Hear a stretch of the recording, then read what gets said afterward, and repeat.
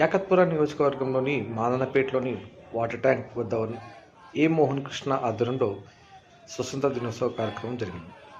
ఈ కార్యక్రమంలో ముఖ్య అతిథిగా బొక్క భూపాల్ రెడ్డి, భాగ్యనగర్ జిల్లా అధ్యక్షులు నిరంజన్ యాదవ్, వీరేందర్ యాదవ్, సహదేవ్ యాదవ్, వెంకటరెడ్డి, తంగెళ్ల సుధీర్ మరియు కమిటీ మెంబర్స్ ప్రదీప్ కుమార్, గౌతమ్ కుమార్, శ్రీకాంత్, హరీష్, ప్రేమ్, అజయ్ పాల్గొన్నారు.